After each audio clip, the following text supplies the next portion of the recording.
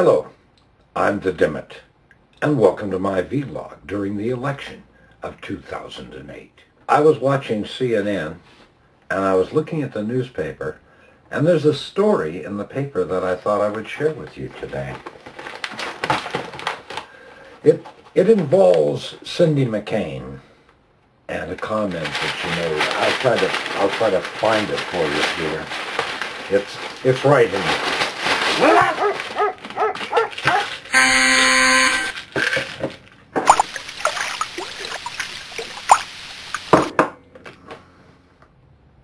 All right, I'm okay. Chair's fine. No reason to panic. The story I wanted to find involved a comment made by Cindy MCCain. I watched her on CNN. She was talking about how what the first ladies think really doesn't matter, and that they should be entitled to their opinions and thoughts. And, you know, I, for once, agreed with Cindy MCCain. I thought, well, she has a point there. They may be married, but their opinions shouldn't interfere. Then I heard her talking about Michelle Obama, about how she had misspoke and said that she wasn't proud of her country all of the time. And that started me thinking, and you know how dangerous it is to my videos and to my subscriber list when I think. Well, I thought back to a peace demonstration that I covered as a TV reporter in Eugene, Oregon many years ago. And a run-in with an old man. It was after the peace demonstration, where I might add I did a stellar speech about peace because I believed in peace then as I do now. Except then I was considered a liberal. My ideas have never changed, but today I'm considered a conservative. The peace demonstration in Eugene, Oregon, back during the Vietnam War, and the stellar speech that I'd given. Well, I gave the stellar speech, the stellar, blast it! I gave the, it's all right, keep calm, don't panic. Everything's fine, Chair's fine. I gave the stellar speech, and I did what I would consider a first-class television news report. I was so dashing then with hair. No wrinkles, no circles under my eyes, glasses that didn't glare when light shined upon them. But as we were leaving, after they had taken down the cameras and all of the audio equipment, put them in the station van, and I was in the news car going away, there was an old man. I saw him at the side of the road. I looked over at him, and he motioned for us to stop. Praised the driver employed by the station. Stop! The guy could have been an assassin, for crying out loud. And the old man, he leaned into the window of the car. He said, "Jer, I was in Nazi Germany back before World War II. This assembly today, it was the same. It was the same." It was like deja vu from one of those movies we watch on TV, like Chainsaw Massacre. As we drove away, I looked back, and the old man was saying, it was the same. The old man was talking about Nazi Germany. You see, in Nazi Germany, you could say anything you wanted as long as it agreed with the Nazi Party.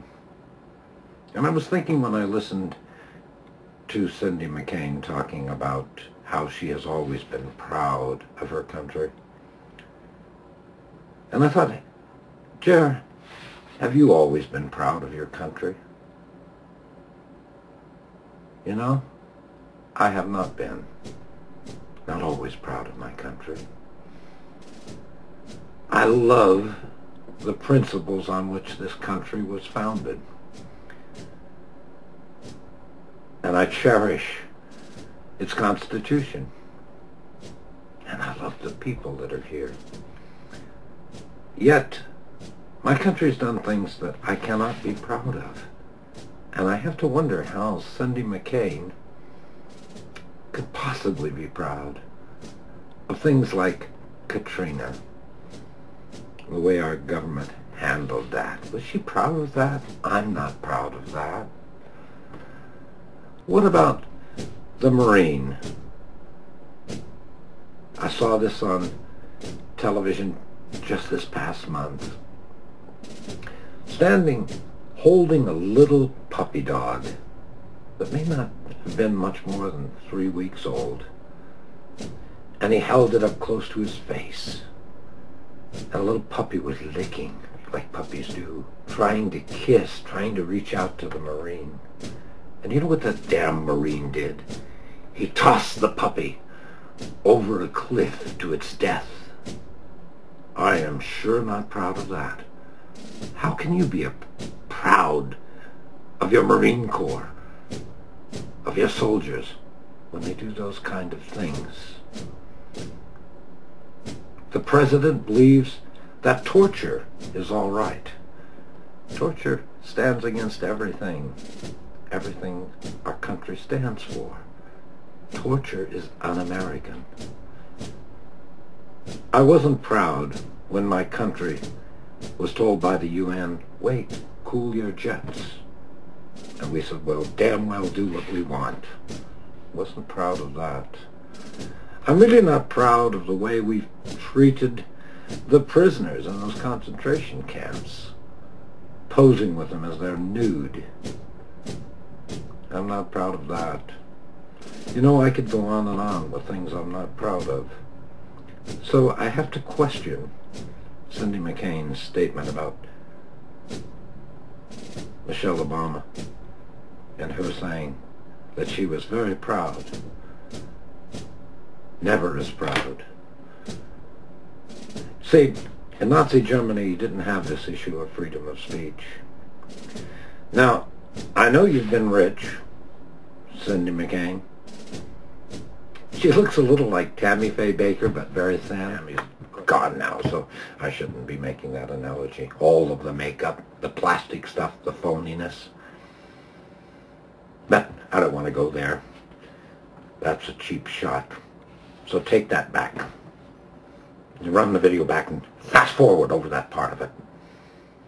Cindy MCCain's very wealthy, very rich. Comes from her family. She didn't work to get that money. Now I've been not real rich, but I've had enough money to pay the bills. I've had enough money to have money to invest, to put some kids through college and that kind of thing. Not always been poor. What's that saying? I've been rich and I've been poor, and I like being rich a hell of a lot more. Well, let me tell you, I'm sure you'll never watch this video, Cindy, but there's something that happens. I know when I had a lot of money, I walked up to the front steps of the radio station. I would see those homeless people standing there. Oh, I almost kicked them out of the way with my foot. But I glared at them, I sneered at them, and I said, get a job, you low-life, mealy-mouthed no-good. But what I was really thinking is, I pay too much taxes, and part of it goes to support the likes of those people. Why don't they get a job? Well, maybe there were reasons they couldn't get jobs, but I wasn't very understanding. I think being rich clouds our thinking. It's sad that everybody running for president these days is rich, and if you're not rich, you wouldn't have a chance to be president.